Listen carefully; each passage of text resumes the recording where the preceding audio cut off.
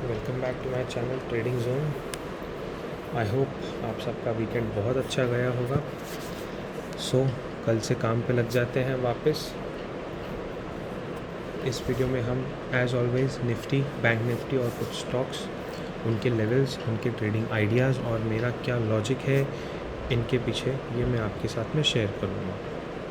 सबसे पहले, मैं सेबी रजिस्टर्ड एनालिस्ट नहीं हूँ। This is just my logic, this is just my study जो मैं आपके साथ शेयर कर रहा हूँ। इस पर ट्रेड लेना नहीं लेना आपका डिसीजन है। ओके, तो जैसा कि हम अभी चार्ट पे देख सकते हैं, निफ्टी 1 आवर का चार्ट है ये, ठीक है। निफ्टी 30 अगस्त से तो कंटिन्यू आप समझो 7 सितंबर तक एक ट्रेंड लाइन फॉलो कर रहा था, जो एक बार टच हुआ, फिर दोबारा टच हुआ, 2 बार टच होने के बाद थर्ड टाइम कहीं ना कहीं जो हमारा टॉप निफ्टी में बनना चाहिए था 17,360 से 400 के बीच में, जो मेरा टॉप का जोन है 17,300 टू 17,500, उसी बीच में कहीं ना कहीं निफ्टी अभी पिछले 2 या 3 दिन से अटका हुआ है। अब आगे क्या, जैसा कि हम देख सकते हैं निफ्टी ने नया ट्रेंड लाइन फॉलो किया है, फॉर्म किया है।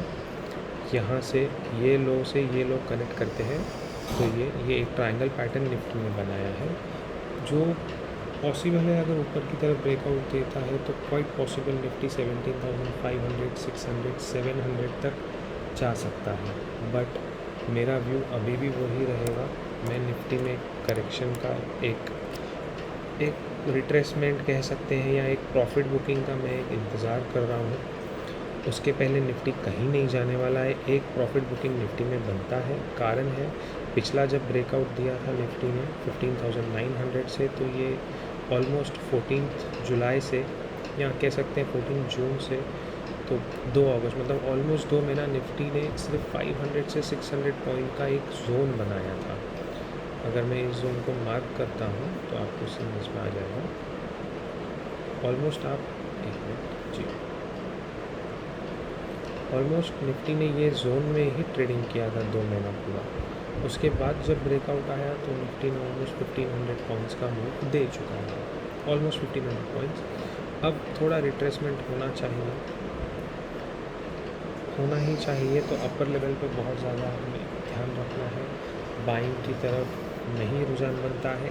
एक साइन जो मुझे बाइंग का मिलता है वो ये था, निफ्टी ने टॉप बनाया, लो मारा, एक न्यू हाई बना नहीं पाया, लोअर हाई, लोअर लो, फिर लोअर हाई, फिर लोअर लो। यहाँ पे ये 3 दिन निफ्टी वीक था। फ्राइडे के दिन निफ्टी ने कन्फ्यूजन कर दिया है थोड़ा सा, बट कन्फ्यूजन करके भी वो हाई नहीं ब्रेक कर पाए जो निफ्टी को एंड में जो लास्ट का 1 आवर का सेशन था। अगर ये यहाँ कहीं क्लोज हो जाता तो हम समझ सकते थे बुलिश हो सकता है, बट ये इसी टॉप से रिलेटेड हमने सिर्फ ये 2 कैंडल मैच किया है। 2 कैंडल मैच से थर्ड पॉइंट ऑटोमेटिक मिल गया है मैच का। निफ्टी वहीं से रिजेक्ट हुआ है। पॉसिबल है ये सिर्फ बुलिश एक दिखावा हो सकता है, एक फेक हो सकता है। सो बहुत ज़्यादा ध्यान रखना है, बहुत ज़्यादा ऊपर की लेवल पे थोड़ा पोजीशन लाइट रखना है। नेक्स्ट बैंक निफ्टी पे आते हैं। अगर हम बैंक निफ्टी सिमिलरली 1 आवर का ट्रेंड लाइन ब्रेक किया था, 1 आवर का ट्रेंड लाइन ब्रेक करके जो ऊपर से 1 आवर का न्यू ट्रेंड लाइन स्टार्ट हुआ था उसी से रिजेक्शन लिया एंड देन फॉलो हो रहा है। फिर जो लास्ट ट्रेंड लाइन का सपोर्ट था जो ब्रेक करके दोबारा टेस्ट हुआ था, इसे हम सिर्फ रीटेस्ट मूव कहेंगे। बट रीटेस्ट मूव भी थोड़ा लग रहा है कि कंसोलिडेशन चालू है, तो पॉसिबल है बैंक निफ्टी थोड़ा ज़्यादा स्ट्रॉन्ग दिख रहा है कंपेयर टू निफ्टी। निफ्टी इस समय वीक दिख रहा है, बैंक निफ्टी थोड़ा ज़्यादा बुलिश दिख रहा है। बट एक जोन बना हुआ है 37,200, 37,250 से 36,350, 390, 350 कह सकते हैं। मेरा सजेशन यही रहेगा कि इस जोन के बीच में ट्रेडिंग ना करें तो बेहतर रहेगा। आपका ये जो जोन बनता है, ये वाला जोन, इसमें बैंक निफ्टी सिर्फ आपका पैसा लेता रहेगा और कुछ नहीं करेगा। हमको चाहिए प्रॉपर ब्रेकआउट होना चाहिए, या तो 37,250 के अबव बैंक निफ्टी बाय बनेगा, आइदर वेज 36,350, 300 के नीचे ही बैंक निफ्टी शॉर्ट बनेगा।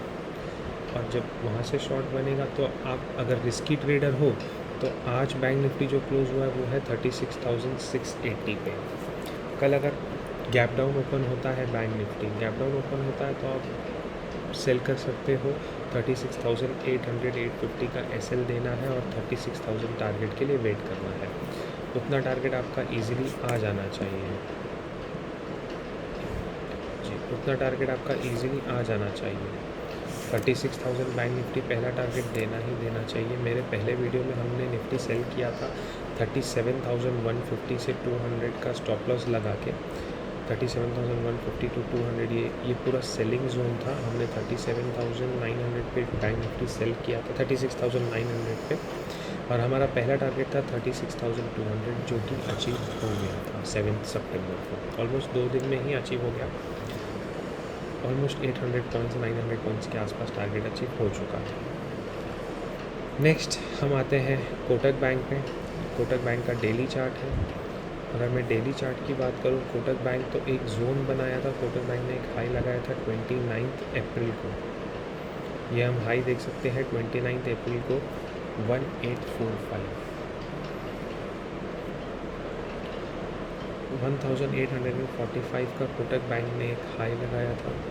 उसके पहले कोटक बैंक ऑलमोस्ट आप कह सकते हैं डबल टॉप या ट्रिपल टॉप भी हो सकता है अगर हम इस लेवल को कंसिडर करते हैं। वहाँ से एक करेक्शन दिया, फिर एक रिट्रेस हुआ जो हर करेक्शन में होता है।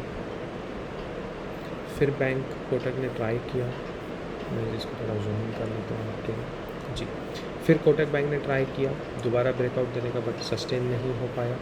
फिर लोअर हाई बना के, मैं अगर आपको ये ड्राइंग बना के दिखा दूँ तो समझ में आ जाएगा। ये फॉल हुआ, ये राइज़ हुआ, फिर कोशिश किया, ये फॉल हुआ, फिर राइज़ हुआ, बट ये राइज़ ये लेवल के ऊपर नहीं जा पाया, सीधा नीचे आ गए। यहाँ से कोटक बैंक ने सपोर्ट लिया था, सपोर्ट लेके दोबारा कोटक बैंक ने ट्राई किया, दोबारा एक फॉल आया।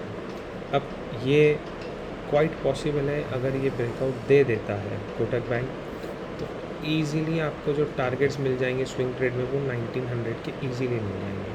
हो सकता है इंट्राडे में आ जाए, सिर्फ एक कोटक बैंक की बुलिश हो जाए इंट्राडे में, कोई बड़ी बात नहीं है। बाकी सब नेगेटिव हो जाए या फ्लैट हो जाए तो भी कोई बड़ी बात नहीं है।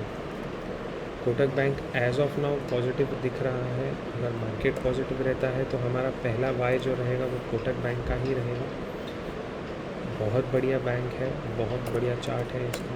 हम बाय कहाँ करेंगे उसके लिए मुझे 1 आवर के चार्ट पे आना पड़ेगा।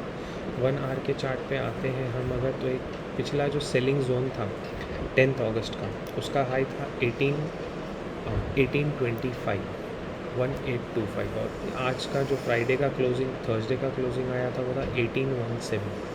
सो कोटक बैंक अगर कोई भी 15 मिनट का कैंडल 1825 के ऊपर क्लोजिंग देता है तो आप 1814 का 10 रुपीज़ का स्टॉप लॉस लगा के आप 20 रुपीज़ ले सकते हो। 1:2 का टारगेट है।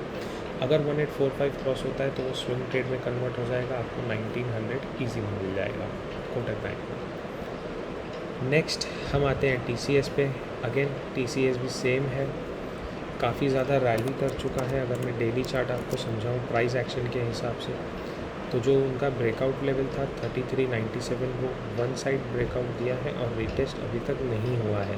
नो डाउट पिछला 21 जनवरी से तो ये ऑलमोस्ट कह सकते हैं जोन में ही चल रहा था, हाई लो, फिर दोबारा हाई, फिर दोबारा लो। तो यहाँ पे हो चुका था कि TCS बुलिश हो रहा है क्योंकि ये लोअर लो बनाया जा रहा था कंटिन्यू, बट हायर हाई नहीं लग रहा था।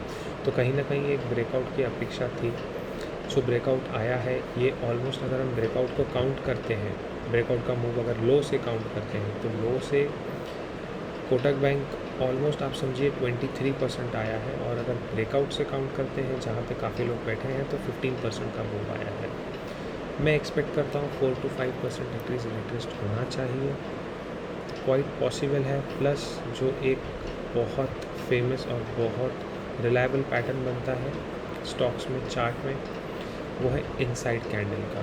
अगर आपको कभी भी ऐसा इनसाइड कैंडल दिख जाता है तो जो मदर कैंडल होती है जिसके अंडर में चाइल्ड कैंडल बनता है, ये आप टारगेट इतना ले सकते हैं। मतलब इन केस अगर कल कोटक बैंक फॉल करना शुरू करता है तो इंट्राडे में हम 50 रुपीज़ का फॉल देख सकते हैं quite easily.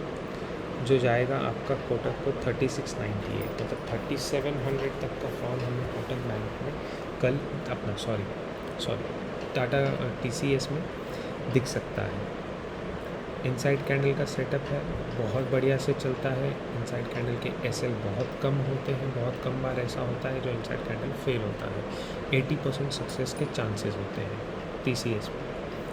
So any which ways TCS किस भी तरफ निकलता है, अगर आपका TCS ये मैं लो मार्क कर देता हूँ 3751 के नीचे आता है तो आपने शॉर्ट करना है। अगर मैं हाई की बात करूँ तो 3812 है, आप 3815 समझिए। 3815 के ऊपर बाय रहेगा TCS और 3750 के नीचे सेल रहेगा। इन बिटवीन हम ट्राई करेंगे कुछ ना करें। DLF प्राइस एक्शन की बात करूँगा टोटली मैं DLF में मैं पहले बुलिश था, 290 से हमारा बाइंग था। फर्स्ट टारगेट 374 था, 354 था फर्स्ट टारगेट, नेक्स्ट टारगेट 374 था। इसलिए यहाँ वाला लेवल हमने हटा दिया, ये जो हमारा अचीव हो चुका है टारगेट। अब जिस तरह से मैंने TCS का चार्ट बताया था आपको कि लोअर लो बनाए जा रहा था और ब्रेकआउट दे दिया, फिर रिटेस्ट हुआ, उसी तरीके से अगर हम TCS को आज में देखते हैं तो TCS यहाँ खड़ा है। TCS को यहाँ पे आना दोबारा बनता है उसी लेवल से। ये देखिए दोबारा आपको करवाता हूँ, TCS ब्रेकआउट, ये रिटेस्ट होना बनता है आफ्टर इतना सारा कंसोलिडेशन। DLF हम आते हैं अब DLF पे। DLF अगर सिमिलर वे, अगर DLF 328 329 के नीचे DLF आता है, 320 का टारगेट हम विद इन डे और 2 देख सकते हैं DLF में। कोई बड़ी बात नहीं है, DLF आना चाहिए, इस लेवल को रिटेस्ट होना चाहिए। लास्ट हमारा DLF का टारगेट रहेगा 290, जहाँ पे DLF बहुत अच्छा बाय रहेगा। स्टिल जब वो लेवल पे आएगा मैं आपको अपडेट कर दूँगा कैसा करना है।